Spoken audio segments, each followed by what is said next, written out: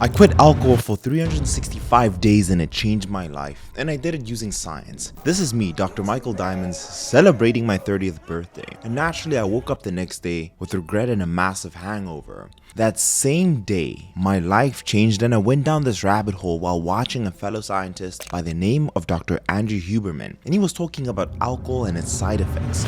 I hate to break it to you, but the reality is ethanol produces substantial damage to cells. And it does that because when you ingest ethanol, it's broken down into acetaldehyde. And if you thought ethanol was bad, acetaldehyde is particularly bad. Acetaldehyde is poison. It will kill cells. It damages and kills cells, and it is indiscriminate as to which cells it damages and kills. In this video, I'll be sharing everything that I've learned over the year and that led me to a year of complete sobriety. And honestly, even making this video makes me feel a little weird even about the thought of consuming alcohol. Watch this video to the very end because it's very likely that you'll feel the exact same way I did and you may never consume alcohol again. This video isn't to bash people who drink alcohol. I may one day in the future drink again, maybe one drink into the future, but honestly my life has been so much better without it, and since then I finally feel like my health, my wealth, my relationships, and my happiness are aligned. For the first time, my mind and my body and my wealth are aligned.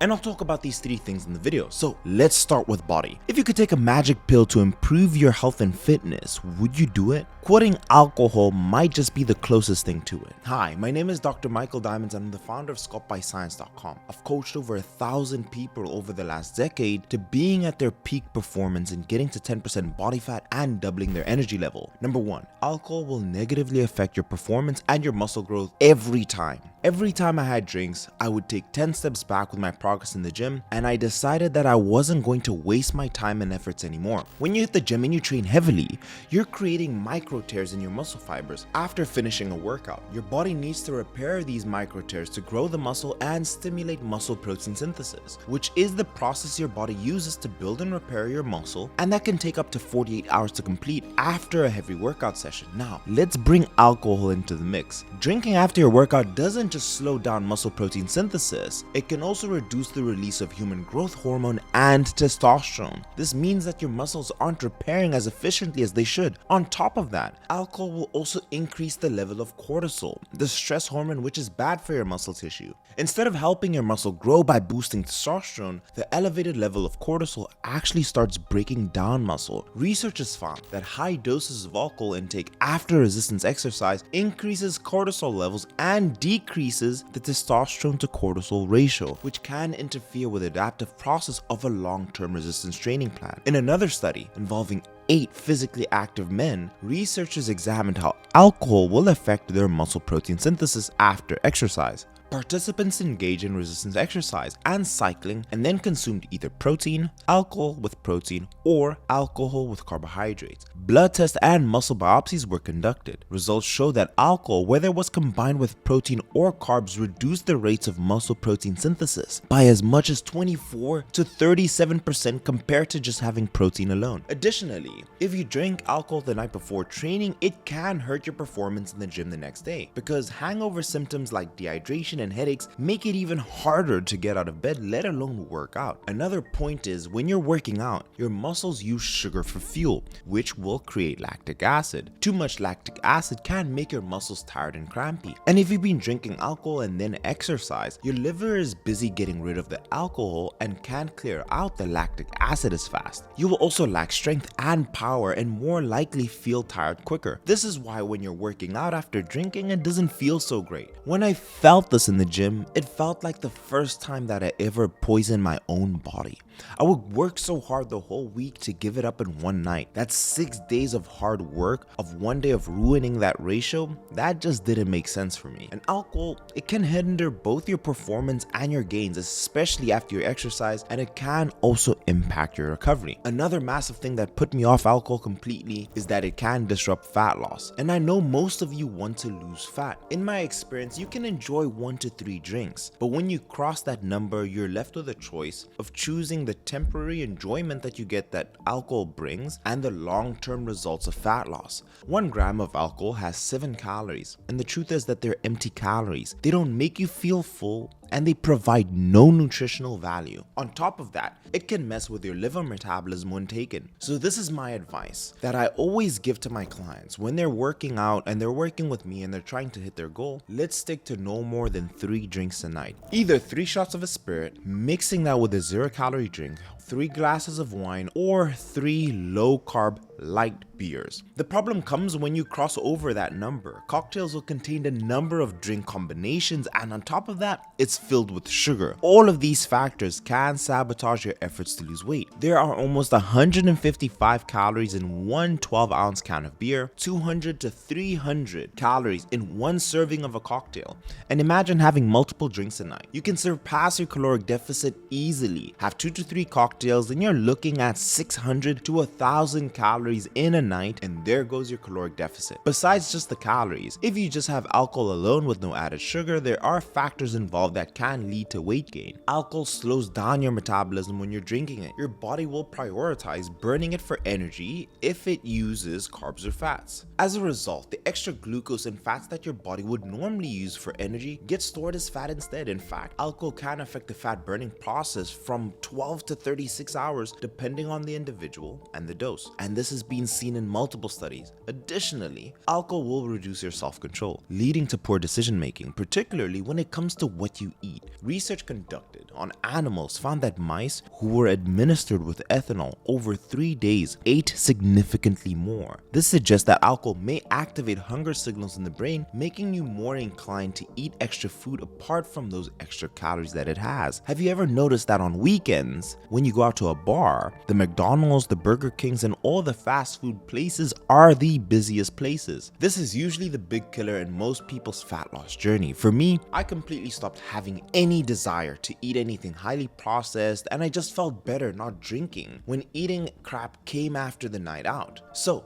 the last time I had a hangover, I felt that that version of the person that I wanted to become was completely opposite to the person that I was living at that very moment. It made me sad at the thought that I might never become the Michael Diamonds that I wanted to if I kept consuming alcohol. You're a busy professional, or you're an entrepreneur, or you're an industry leader, or a core member of your company. You usually are taking care of your team and your family, but you're not taking care of yourself. If you want me to help you reach your dream physique, and you're ready to put in the work, fill out the short questionnaire in the description down below of this video and book a call to speak with me. They all end up seeing great results and sustain their weight even after they finish the program. So if you're reaching out for that quick fix, consider this your wake-up call. 3. Alcohol can also kit your gut-friendly bacteria, your microbiome, and you have to listen to this. Your gut microbiome is a community of microscopic bacteria that live mainly in your intestines and feed on the food that we eat. They pop out useful chemicals, and when they're fed the right food, these microbiome will regulate your appetite. They help us digest food, and they maintain a healthy immune system, and they produce essential nutrients and vitamins, and most importantly,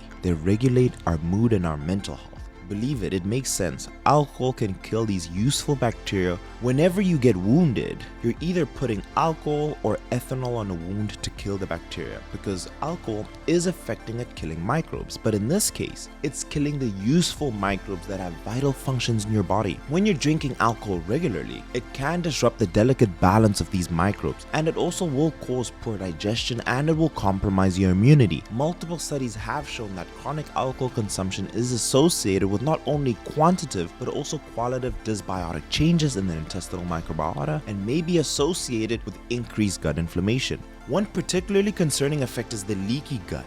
It's a condition where the gut's protective barrier becomes weakened because of the balance between good and bad bacteria is thrown off. This allows harmful substances and bacteria to pass through the gut lining and enter into your bloodstream, which can lead to inflammation, infection. It can lead to other health problems. Additionally, our gut is home to 70 to 80% of our immune system. So disrupting its balance could weaken your body's ability to fight off infections. Have you ever noticed that you'll go out and maybe a week later your friends are sick or you're sick as well? And it's not associated with alcohol because it happened a week after? It's very likely the cause. Another problem with chronic drinking, it can cause nutrient absorption absorption, which leads to potential deficiencies in vital minerals and vitamins. Your gut microbiome is also where 95% of your serotonin, that feel-good hormone, comes from. One study done on binge drinkers found that binge drinkers are associated with distinct microbiome alterations and emotional recognition difficulties. So after a night of a hangover, you will always have that moment of that I'll never drink again. And I made this comment to my wife and friends that this is the last time for me. As the week passed, I thought about maybe enjoying another cocktail here and there, but at this stage I was already enjoying how much more productive I was being. I was going through 7 days of doing what I love. I was building Sculpt by Science and I was optimized. As each week passed, I got more consumed by my work and my goals, and I started becoming a little bit more addicted to seeing the progress mentally and physically, and I didn't even want to entertain the idea of ruining that. There is this ultimate level of mental clarity that you get. In the past, for example, and as an analogy, I could play chess and I could maybe see 2 moves ahead. But as I kept progressing and not drinking, those 2 moves became 4 and then 6, and now I can see 20 steps ahead. Right now, I'm already in 2024 with all my plans, and I think that the simple decision of not drinking has allowed me to be this 2.0 version of myself. And in the next part, I'm going to show you exactly how science explains this, so just stick with me for a few more minutes. Before I go into the next topic, I see a lot in the comments and I hear you, Dr. Mike, make different content, make something else. And here you go, this is an experience of mine shared with the science as well. If you want more of this type of content where I'm adding research to my experience and things that could potentially benefit you, leave the video the gentle thumbs up and let me know in the comment section down below. Dr. Mike, we want more of this. Vote with your views, your likes, and your comments. I greatly appreciate it and I'm more than happy to make this type of content. Let's move into the next topic. Number 4, the biochemical effects on the brain and the central nervous system. If we're talking about the biochemical effects of alcohol on the body, when you consume alcohol, the liver will convert ethanol into acetaldehyde and then into acetate. Some of this acetaldehyde and acetate makes it to the brain and crosses the blood-brain barrier, and it has many influences. According to Andrew D. Huberman, this will slightly suppress the neurons in the area called the prefrontal cortex, and this part is concerned with thinking, planning, and suppression of impulsive behavior, and this will lead to you saying things and doing things that you haven't thought through well. I'm never drinking again.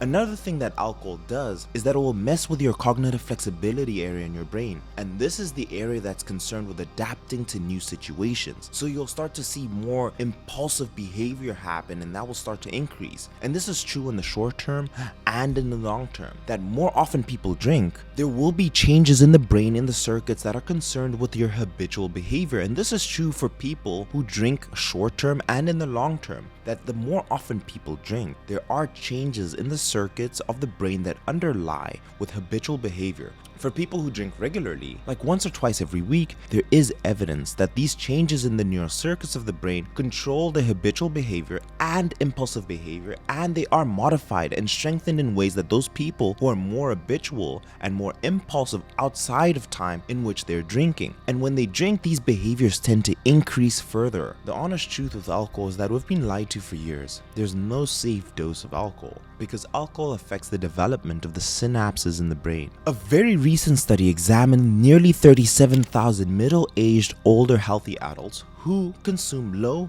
to moderate amount of alcohol. This is an average of 1 to 2 daily alcohol units, and they found out that alcohol has decreased their brain macro and microstructure and linked the changes in the brain among drinkers to aging. The researchers found that drinking alcohol regularly can make your brain age faster. For example, a 50-year-old who drinks a pint of beer or a glass of wine every day has a brain that shows signs of aging equivalent to a 52-year-old brain. People who consume an average of 4 drinks daily have brains that appear to be 10 years older than those who don't drink.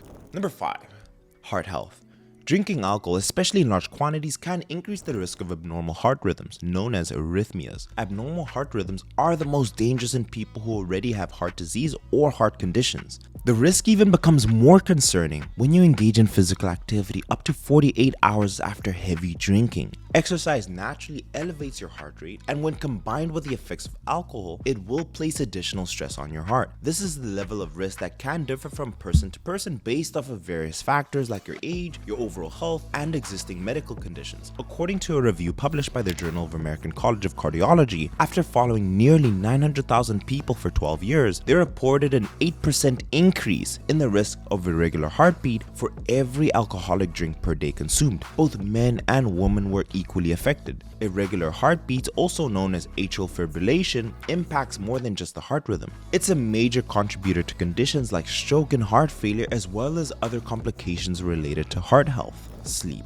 While alcohol can make you feel sleepy and even help you fall asleep faster, it's not a sleeping aid, it's a sedative. This is why the quality of sleep you get after drinking is often far from ideal. Sleep specialist Mac Walker states that alcohol will wreck your sleep quality. The stage of sleep that is mostly compromised is your REM, your rapid eye movement sleep. And according to research, alcohol suppresses REM sleep at least during the first half of the sleep period. REM sleep is a crucial stage where your tissue and cell repair occurs, and when the central nervous system also rejuvenates. It's also important for your mental and physical preparedness, and alcohol severely disrupts this restorative process. According to the Sleep Foundation, moderate amounts of alcohol, 2 servings per day for men or 1 serving per day for women, decreases their sleep quality by 24%. Guys, the evidence is overwhelmingly clear. If you're committed to your physical health and your overall mental well-being and longevity, then quitting alcohol isn't just a good idea. I personally believe that it was necessary. Something that also played into my mind is that when we drink, the things we're looking for is having a good time, spending time with our family, and feeling happy. But what I personally found is that alcohol was more so the gateway to feeling those things. And for me to feel happy, feeling relaxed, and being able to hang out with friends, I always had to have alcohol present. And personally, I hated being dependent on it. As I started to remove alcohol, I started to realize that alcohol was more so imprisoning these 3 sentiments of feeling good, spending time with friends, and being relaxed. And it allowed me to find that within myself without needing alcohol. But I'll leave the video here. I hope you guys did enjoy it. I hope it was informative, and I hope you liked my experience through quitting alcohol. This is what the research says. Let me know what you think in the comments. How long have you been drinking alcohol? Is it still a problem that you're dealing with? Is it something that you did as well? If you have a good experience, share it. If you have a bad one, share it as well in the comments down below. If you guys want more videos like this,